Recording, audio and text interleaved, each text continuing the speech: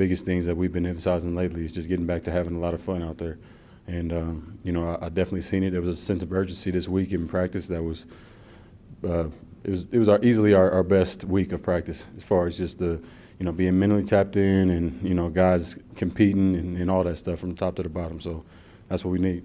It's not a touchdown into the game winner, but the pass across the road right before that. Huge. That set it up. They'll talk about the last play and stuff like that, but and I think it was the very next play too. So that just shows how sometimes we can have struggles, and then big time playmaking is contagious, and we talk about that all the time. Getting that spark, getting it going, because we had plenty of opportunities throughout the game, and we didn't hit the big home run every time. So when I see that fires me up, and then it obviously fires coach up. Great call. We communicated on the sideline about what was the best based off how they were playing the whole game, what was the best concept or way to run the route to have success and to be open. And that's what we need. We need great communication between all the players, coaching staff, everybody, and then just go out there and execute it. What went through your mind when you saw Derek's ball coming to you the first time? You were wide open. Well, I knew I was wide open, so I just said, look, I saw it go up in the air, and really, it happens slow, but it happens fast. So it wasn't really a whole lot of thinking. It was just lock in on the ball and just make the play. Was that your route, or did you make an adjustment on the safety and cut that way anyway? No, the route, that was the route, but it was an adjustment that was made based off how they were playing earlier in the game. What was the key to getting so open on the final play? Just selling. A lot of route running is really just about the sameness within each route. If they see something that was very similar, so I try to give a look that basically, that's why he ended up diving over the top the way that he did. He thought he was on top of he thought he had a jump on it basically, and based off of what I'd seen earlier, I mentioned to coach, I think we could be able to do this, and obviously not force anything, but if it presents itself, we'd have a home run. And sure enough, as soon as I go inside, he starts, flying over the top. And as soon as I saw him go, I just said, please, God, give that man some time back there, a little bit of time. I don't need much right now, but a little bit of time. And as soon as I looked, I saw the ball go up, and it was a touchdown. What was that feeling like to run off into the tunnel like that with Derek and the whole team following? Well, it felt amazing. I did save Derek a little bit. He almost pulled us into the wrong tunnel. He was a little excited, and I was like, yeah, I'm excited too, but we gotta go this way, wrong tunnel.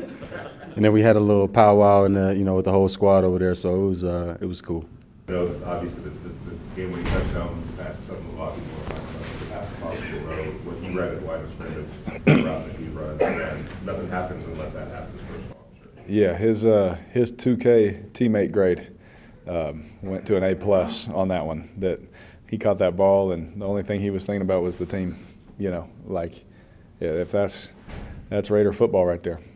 That's the kind of stuff that we're trying to push, and that's the kind of mentality that, sure, could he maybe try and stiff arm or, and he said, no, I'm just going to do my best to take care of the situation, take care of the team, and it was really impressive. That was a huge play, and the window that he found so I could throw it to him was unbelievable.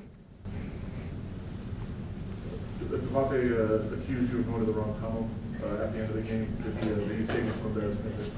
No, so our buses actually come down that tunnel, and then they hit a right. And so I was like, we could really just go right here and hit a left.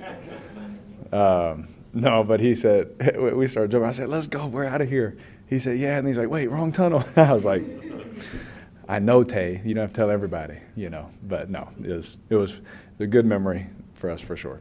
How much of a relief out there, Derek, in that locker room? How much of a relief do you feel for this team after all the emotions of last week and just totally different vibe in there? Yeah, Paul, is we've been so close so many times. Y'all know, you've been watching us the whole time. And we're a few plays there, and I think our guys learned how hard it is, this is the kind of effort and strain it takes. Josh did a great job of helping minimize, certain things to help us as a team and just to help us be better. And, and that's a big loaded question. I wouldn't write about it. There's so much in that, but I'm just saying, I think that we all found a way to play better, to do our job at a high level.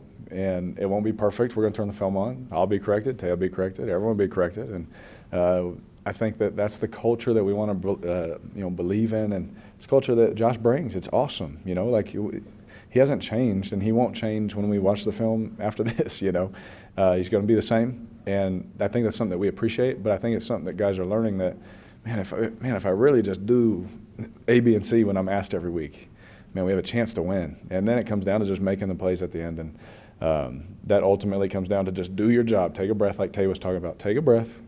The situation doesn't matter. What matters is you do your job, so when you turn the tape on. So I think the feeling in there is a result of so much work, right?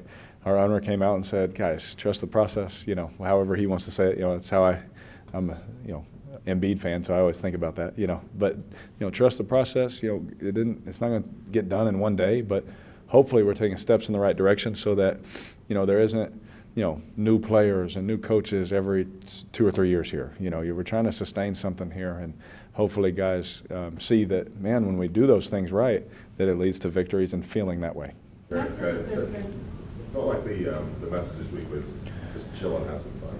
Yep. Football. And Yep. you needed the drive to get it to overtime and the drive to win it. Was that kind of indicative of that? Just have fun, play football, do what you do best. Yeah, I've always loved those moments. The guys have been around so long, been here the whole time with me. Like, I've always just, that's what I dreamed of as a kid, and, you dream of having a chance. We've had some chances, and we don't get them done. Sometimes we score, we don't get a 2-point, there's frustration, all that.